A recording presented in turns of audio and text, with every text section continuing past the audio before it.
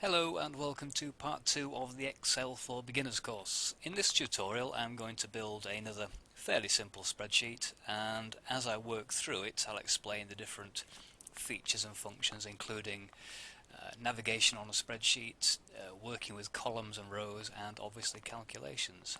So let's begin then. In cell A1 I'm going to type the title of the spreadsheet, which in this case is going to be Fred's Video Classics. Whoops.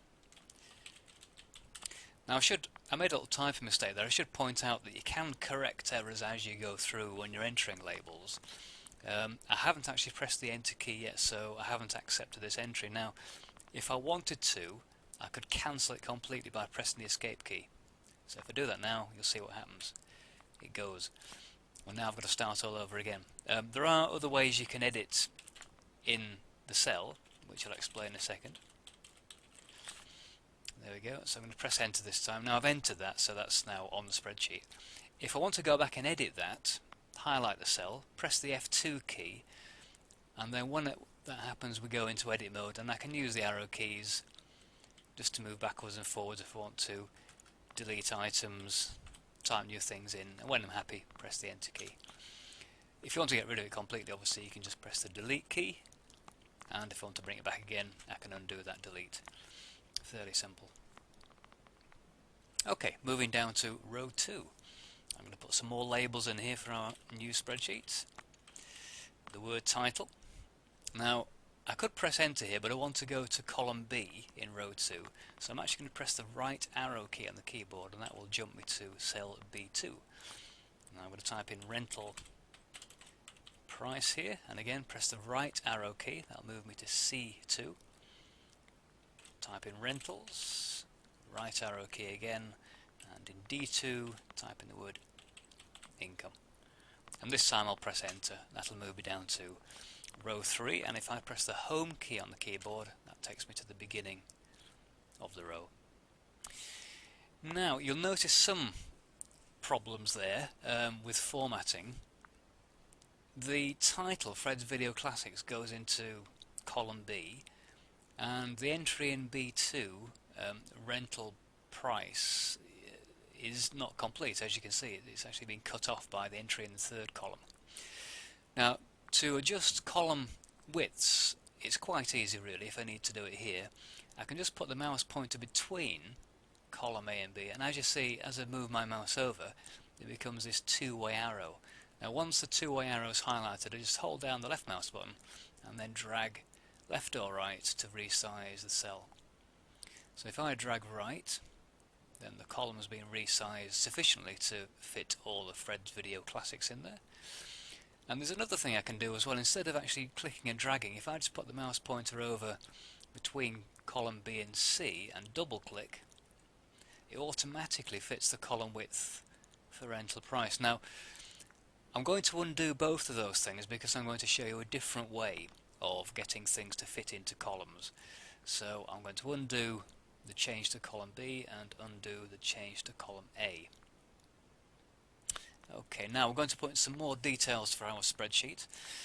Because this is Fred's Video Classics, I'm going to put some classic movie titles in here. Now it's up to you what you put into here. You can copy exactly what I'm putting in, or you can put your own favourite titles in, I don't really mind. So just bear with me while I type these things in here. As I type them, by the way, you'll notice that quite a lot of the titles go over into column B, and I'm going to correct that by adjusting the column width of column A in a second. Oh, I'll just show you that, by the way. I'll just press the escape key. You may have noticed that when I type the C key for Casablanca, it puts in Citizen Kane. Now this is a feature of Excel that it allows you to quickly put entries into a list. If you've got an existing previous entry, if I wanted to put Citizen Kane in again, all I would need to do here now is press the enter key, and if I, for example, type the letter G, it'll find Godfather, and then I can press the enter key and so on. Obviously I don't want to do that now, so I'm just going to delete those two entries. Okay, and we'll carry on, but it's just a worthwhile knowing that when you start typing things, if Excel prompts you to put an existing entry in there, you can either accept it by pressing the enter key, or you can ignore it and continue typing, which is what I'm going to do here as I type in Casablanca. Now it's giving me the option of Citizen Kane. I'll simply type the letter A and Excel immediately knows I'm typing something new because there's nothing in the list already with CA in it. So I can now go on and type Casablanca. And finally, The Wizard of Oz. There we go.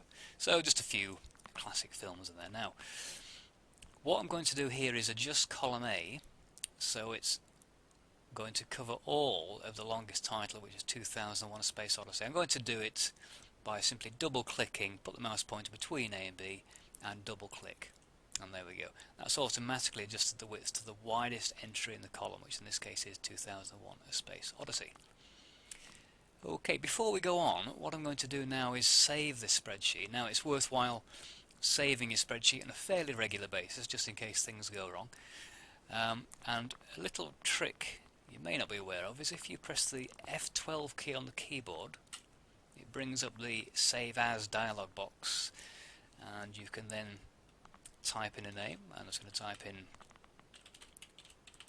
the name of the spreadsheet exactly as it's listed, Fred's Video Classics.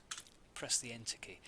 Now in future, when I want to save, all I need to do is click the save button here, and that will simply overwrite the existing entry. If for some reason I want to save another version of this spreadsheet, so I might have it in different styles or layouts, for example, or I might just be testing things out. If I want to save another version of it, I can do by again pressing the F12 key, which brings up the Save As box, and I can type in another title and I'll have two versions of the same spreadsheet. Okay, and I'll just press the escape key there, that'll clear that dialog box. Okay, so it's worth knowing. The F12 brings up the Save As box. Once you've saved the spreadsheet, simply clicking the Save button overwrites the existing file and saves the new version. Now I'm going to enter some numbers into our spreadsheet. A rental price first of all, £1.95, and then this time I'm not going to use the right arrow key to go across, I'll use the Tab key, and you'll see why in a second. If I press the Tab key, that moves me into the rentals column, and I'm going to put in the number of times that this film has been rented, which 5. Now if I press the enter key, you see what happens. It actually jumps back to the rental price column. So I'll just show you that again. If I put in the rental price of the next film, £2.50, press the Tab key, press the number of rentals, in this case 9, press the enter key, and it jumps back to the start of the next row, or the cell in column B, ready for me to type in the next row. In this particular spreadsheet, it's not that big a deal because we've only got a couple of rows or columns to work with. But you can imagine if you were entering information across, let's say, 5 or 6 cells, as you tab across, so if you went tab, tab, tab, press the enter key, and it jumps you back to the beginning of the next row. It's quite useful, saves a bit of time. Okay, so I'll go ahead and just put the rest of these prices and rental numbers in. So £1.50 for Citizen Kane, and that's been rented 6 times. £1.95 for The Godfather, that's been taken out 7 times. £1.95 for Casablanca, that's gone out 12 times. And finally The Wizard of Oz, £1.95, and that's been rented on 10 occasions. There we go. So that's all the basic information, rental price and rental information. And I'm just going to save again, so we know our spreadsheet is nice and secure. That will overwrite the existing file, as I said. Now, I was going to do the calculations at this stage, but unfortunately I've run out of time on this YouTube clip, so I'll have to save that until next time.